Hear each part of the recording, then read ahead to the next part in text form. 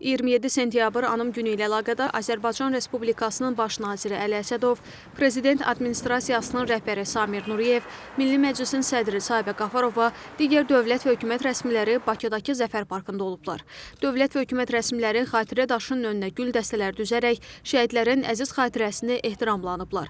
Qeyd edək ki, Prezident Müzəffər Ali Başkomandan İlham Əliyevin 2020-ci il 2 dekabr tarixli sərəncamına əsasən Vətən müharibəsinin başladığı gün 27 sentyabr Anım günü kimi qeyd edilir. Anım günündə Azərbaycan xalqı, bütün dünya azərbaycanlıları vətənimiz uğrunda canlarından keçən şəhidlərimizin xatirəsini dərin ehtiramlanır.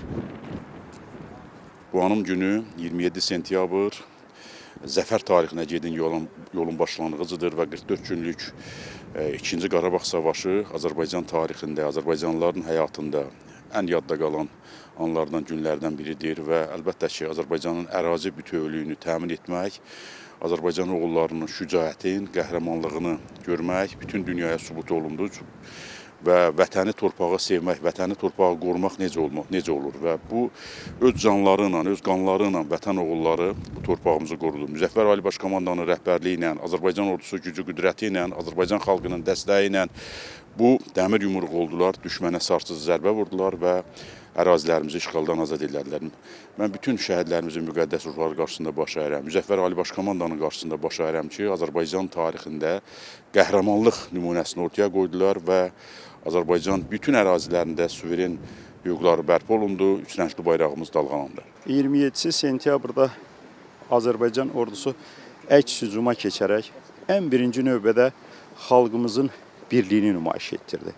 Bu bizim eyni zamanda birlik günümüzdür. Qətiyyətli bir addım atılmaq cəsarətimizin nümayişidir.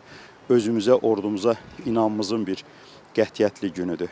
Azərbaycan dünyada qəbul olunan, nüfuzu artan, böyük iqtisadi potensiala malik olan bir dövlət kimi artıq öz sözünü deməkdədir. Və bütün bu reallıqları yaradan Ali Baş Komandamız və onun əldə etdiyi qələbədir.